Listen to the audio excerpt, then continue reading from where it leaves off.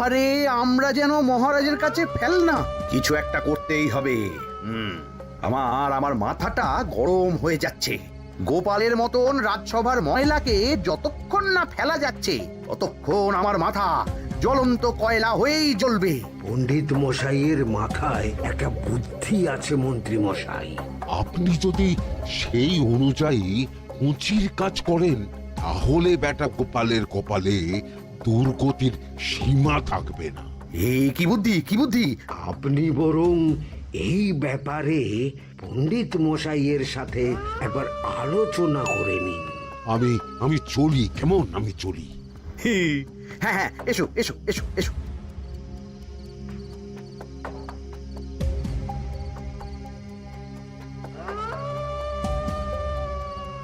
আরে ওই তো আমার বাঁ হাত ঘটা আসছে, বেটাকে দিয়ে একটা কাজ করাতে হবে। এ কি মন্ত্রী মশাই, আপনি এখানে দাঁড়িয়ে কি করছেন? এই একটা গুরুত্বপূর্ণ ব্যাপারে কথা বলছিলাম।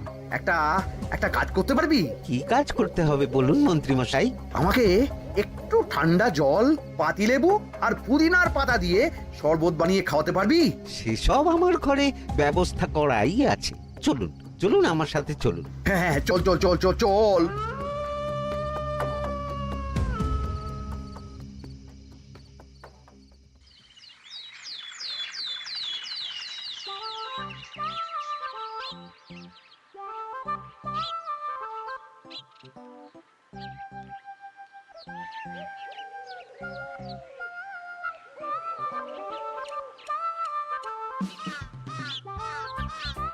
কি ব্যাপার পণ্ডিত, এত গুম মেরে আছো কেন? সকাল সকাল গিন্নি খুব বকেছেন মনে হচ্ছে। গিন্নির বাক্য সুধায় কান ভরে গেছে, আর কিছুই কানে ঢুকছে না। আরে দাঁড়াও দাঁড়াও পণ্ডিত, দাঁড়াও জ্যোতিষী। পণ্ডিত তো আমার কথা শুনতেই পেল না মনে হচ্ছে। তুমি তো দূর থেকে বলেছো, আমি তো বলেছি পাশ থেকে, তাতেও শুনতে পাইনি। কানের পোকা হলো নাকি? কি গো পণ্ডিত, ব্যাপার কি? কেমন বুঝছো? এ তো ভয়ানক কর্ণকোষ্ঠবদ্ধতার লক্ষণ। তুমি কচু বুঝেছো? আমার হয়েছে কর্ণগোপাল, তোমাদেরও হতো, কিন্তু তোমাদের দোকান কাটা বলে হয়নি। তুমি আমাদের অপমান করছো। তোমাদের অপমান বোধ থাকলে কোনো শব্দই কানে ঢুকতো না, শুধু একটাই শব্দ কানে বাজতো, গোপাল গোপাল গোপাল। এবারে রাজসভায় কিভাবে হেনস্থা হতে হলো মনে নেই?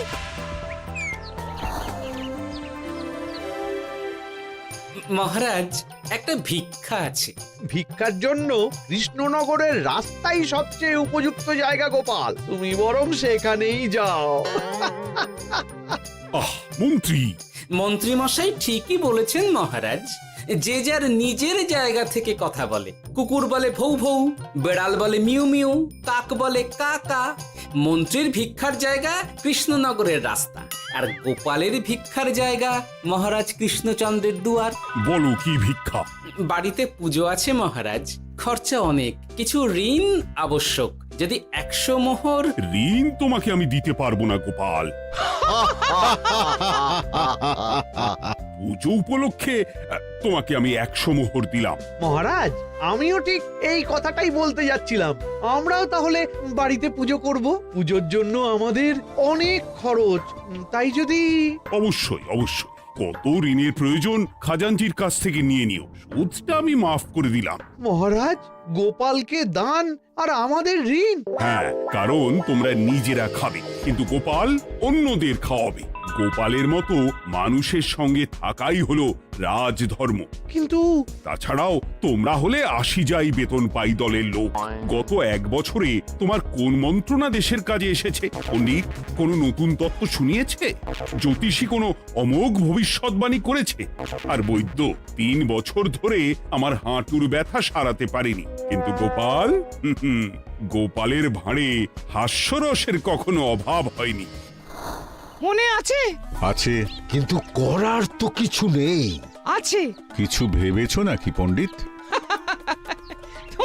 তোমাদের মনে আছে মহারাজ মোহর দেওয়ার পর গোপাল সেদিন বলেছিল কি গোপাল, খুশি তো?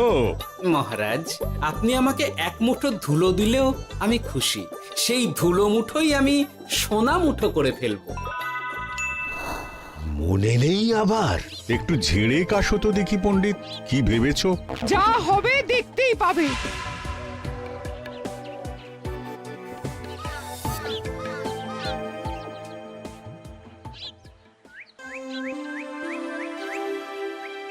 মহারাজের জয় হোক, মহারাজের জয় হোক।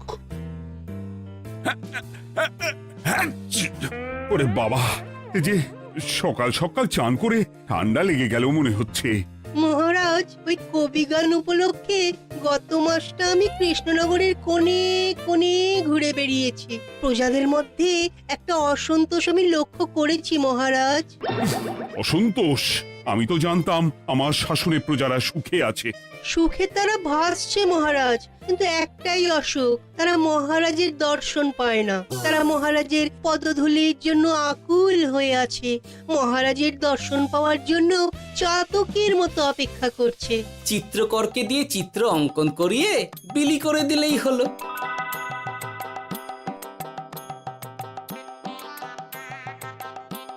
খুব ধুলো হয়েছে মহারাজ, কিন্তু এত ধুলো।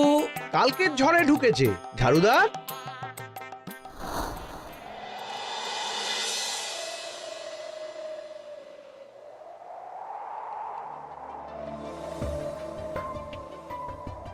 এই সুযোগ, রাজসভা ফাঁকা, এমন ঝড় যে পেয়াদারাও বাইরে নেই। কাজটা সেরে ফেল, বুঝলি?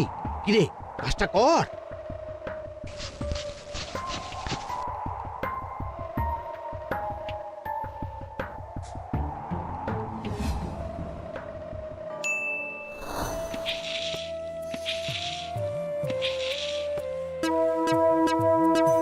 এত ধুলো!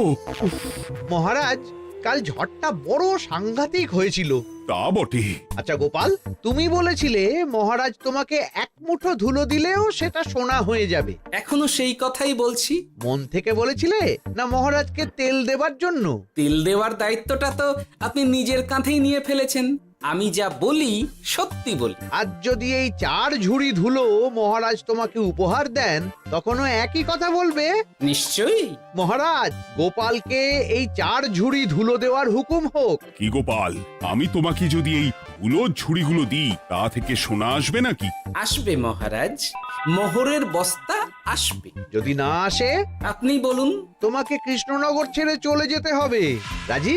আর যদি আমি পারি, তাহলে আপনাকে এই মন্ত্রীর চাকরি ছেড়ে দিতে হবে। কি রাজি? কি মন্ত্রী, রাজি? রাজি। গোপাল? রাজি মহারাজ। আচ্ছা, আর কেউ মন্ত্রীর পক্ষে বাজি ধরেছেন নাকি? হ্যাঁ, আমি আমি আমি আমি ও গোপাল এবার যে মরণ কুয়োতে ঝাঁপিয়েছে, সেখান থেকে আর উঠে আসতে পারবে না।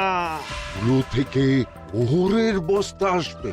এ হচ্ছে ওই গোপালের উন্মাদ রোগের শুরু। দেমাক দেমাক, মহারাজের পিঠ চাপড়ানি পেয়ে পেয়ে গোপাল ভেবেছে যে ও সব কিছু করতে পারে। এবার শুধু সেই দিনটার অপেক্ষা, যেদিন গোপালকে উল্টো গাধায় চড়িয়ে কৃষ্ণনগর থেকে বার করে দেব। এতটা নিশ্চিন্ত হবেন না মন্ত্রীমশাই। গোপাল গোপাল কিন্তু হালকা কথা ছুঁড়ে দেওয়ার লোক নয়। কি বলতে চাইছো পণ্ডিত? ওই 4 ঝুড়ি ধুলো থেকে মোহরের বস্তা আসবে? না, তা বলছি না। অন্য জায়গা থেকেও তো মোহরের বস্তা আসতে পারে। তার সঙ্গে ধুলো মিলিয়ে দিলেই কেল্লাফতে। গোপালের নিশ্চয়ই কোনো পরিকল্পনা আছে। গোপালের সব পরিকল্পনার গোড়া মেরে রেখে দিয়েছি পণ্ডিত। ঘটা আছে গোপালের পেছনে, আর ঘটা আছে গোপালের বাড়ির পাহারা। লুকিয়ে কিচ্ছু করতে পারবে না। আরে ওই তো বটা আসছে। বেল্লিক, উল্লুক, তোকে আমি জল বিছুটি দেওয়াবো। গোপালকে ছেড়ে চলে এসেছিস কেন? ছেড়ে আসবো কেন মন্ত্রী মশাই? গোপালকে ওর বাড়ির সামনে ছেড়ে এসেছি। ওখানে তো ঘটা আছে। ও বড্ড ঘুরিয়েছে বেটা। কোথায় কোথায় গিয়েছিল গোপাল? 4 ঝুড়ি ধুলো নিয়ে বেটা বাড়ির উল্টো দিকে হাঁটা দিল। চললাম পিছু পিছু। যাচ্ছিল কোন দিকে? নদীর দিকে, কিন্তু গোপাল দাঁড়ালো যদুর বাড়ির সামনে। এই যদু হলো সেই লোক যে লোকজনের বাড়িঘর কেনা বেচা করে আর লোক ঠকায়। আগে রাজধানীতে থাকতো।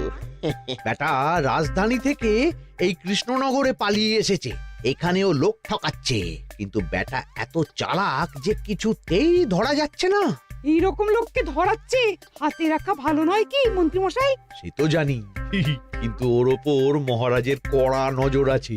এখন ওর সঙ্গে সম্পর্ক রাখা খুব ঝুঁকি। যাই হোক, তারপর হ্যাঁ, তারপর যদু, যদু রে, গোপাল খুড়ো, আরে তুমি এখানে কি করছো?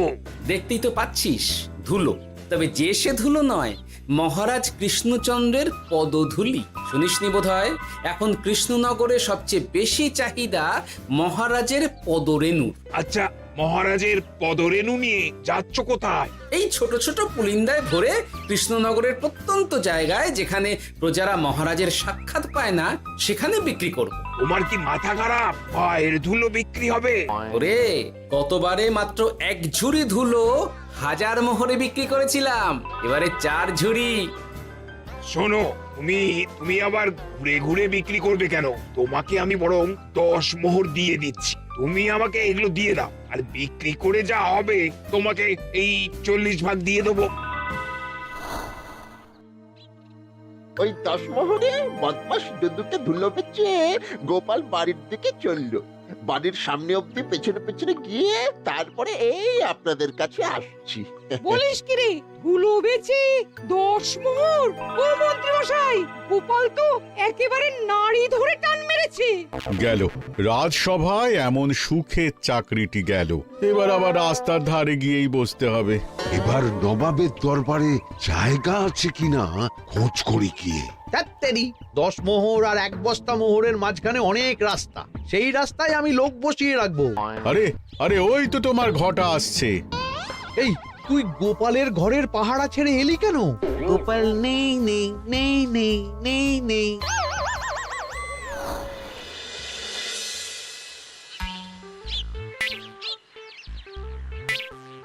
আরে, ভয় পেলি নাকি? না না না না না, ভয় পাবো কেন? শোন, তোকে পেয়ে আমার খুব ভালো হলো বুঝলি। তোকে আমার একটা কাজ করতে হবে। বলো বলো।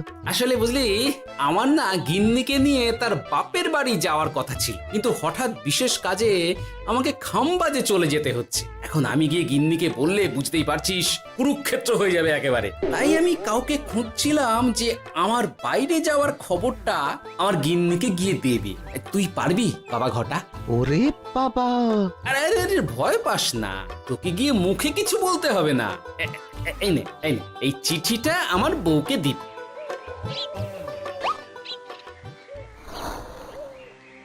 কৃষ্ণনগর ছেড়ে চুপি চুপি চলে যাচ্ছি, চালাকিটা দেখেছেন? ওসব চালাকি আমি তুড়ি মেরে উড়িয়ে দেব। কি করবেন? চারিদিকে আমি অশ্বারোহী গুপ্তচর পাঠাচ্ছি, গোপালকে কোনো চালাকি করতে দেব না।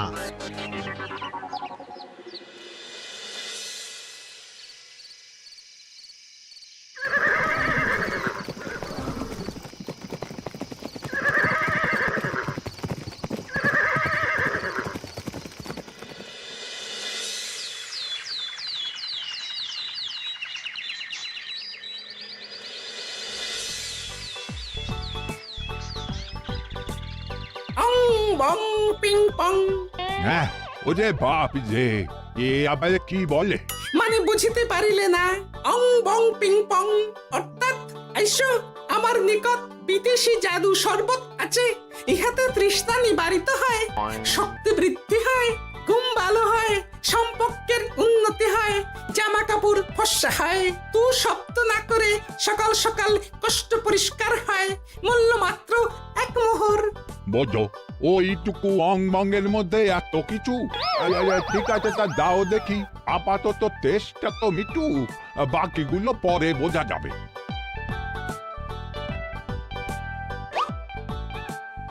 আহা, বড় ভালো খেতে তো। ঠং ঠং অর্থাৎ শক্তি বৃদ্ধি হলো। হ্যাঁ হ্যাঁ, মনে হচ্ছে গায়ে যেন দুগুণ বল পাচ্ছি। কি হয়েছে ভাই? এ কে? এ ভিন দেশ থেকে জাদু শরবত নিয়ে এসেছে গো। জাদু শরবত ভিনদেশ? একেবারে, হ্যাঁ, একেবারে বহু ভুজা শরবত। খেলে তেষ্টা যাবে, গায়ে জোর হবে, ঘুম হবে, সম্পর্ক ভালো হবে, জামা কাপড় ফর্সা হবে, সকালে হ্রাস করে পেটও পরিষ্কার হবে। সে কি? দাও গো ভাই, আমাকেও দাও। গুড় জল, সঙ্গে একটু ভাজা মশলা, আমচুর আর বিট নুন, শুদ্ধ দেশি জিনিস। জানলে কেউ ছুঁয়েও দেখতো না, কিন্তু একটু বিদেশি গন্ধ দিতেই একেবারে হট্ট মেলা। আরে তোমরাও এসেছো দেখছি। সং সং শঙ্কা, লং লং লঙ্কা। মানে অর্থাৎ এই শরবত খেলে আর শঙ্কা নাই, বুদ্ধি লঙ্কার মতন ঝাল হয়ে যাবে। তারপর ডং ডং ডঙ্কা, টং টং টঙ্কা, ফাইন ফাইন, অর্থাৎ টাকা আসবে আমার কাছে।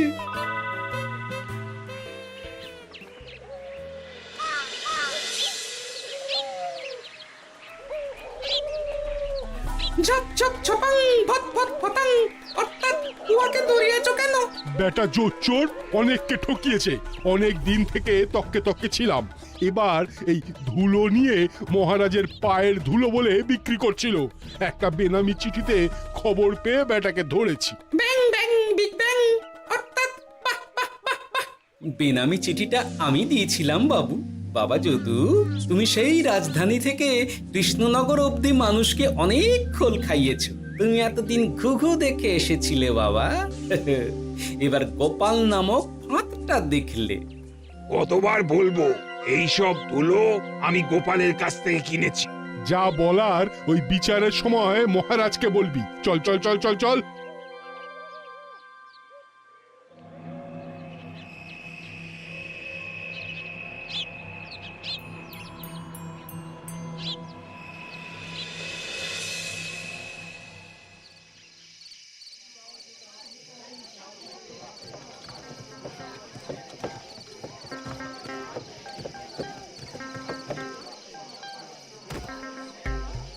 ঝন্টু মন্টু ননাংফু।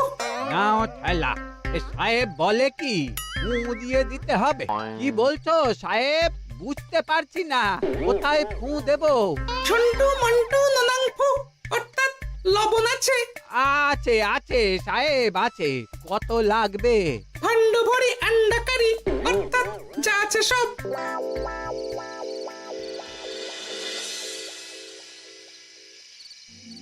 ব্যাস, মোটামুটি আশেপাশে সব দোকানের নুন এখন আমার জিম্মায়। এবার আসল মজা শুরু হবে।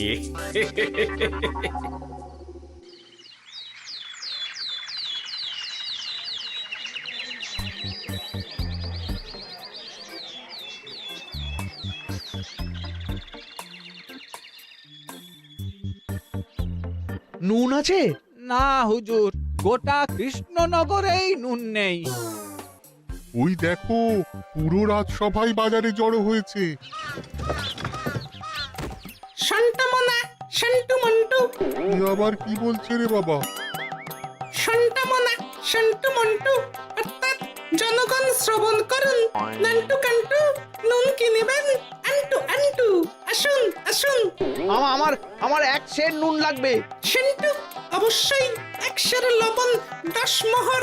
এক সের 10 মোহর? 10 মোহর লইবেন না লইবেন না? না, নেব না। উত্তম উত্তম, গান্ডা পিণ্ডে ঢিসুম ঢিসুম।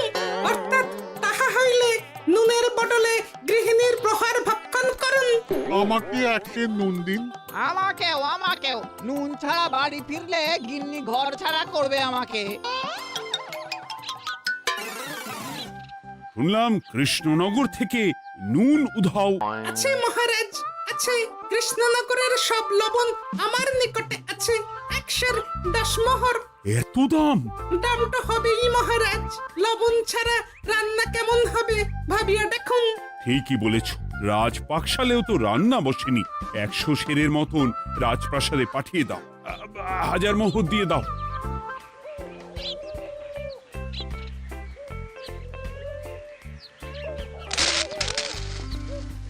ব্যাস 1 বস্তা মোহর হয়ে গেছে। গোপাল, হ্যাঁ মহারাজ, গোপাল, যে 4 ঝুড়ি ধুলো থেকে 1 বস্তা মোহর রোজগার করেছে। ইয়া বাত! চলো রাজসভায়, পুরো গল্পটা শুনতে হবে। সকলেই এসো তাহলে রাজসভায়। কিন্তু মহারাজ, যারা বাজি হারলো তাদের তো চাকরি গেছে, তো তারা রাজসভায় যাবে কি করে? ঠিক ঠিক ঠিক বলেছ। আর যারা বাজি হারলো তারা বাদ, বাকিরা চল। এই সেরেছে, গোপাল তো আবার বাজি মেরে দিল। ও মহারাজ, আমাদের দেখুন। ও মহারাজ, আমাদের দেখুন। ও মহারাজ।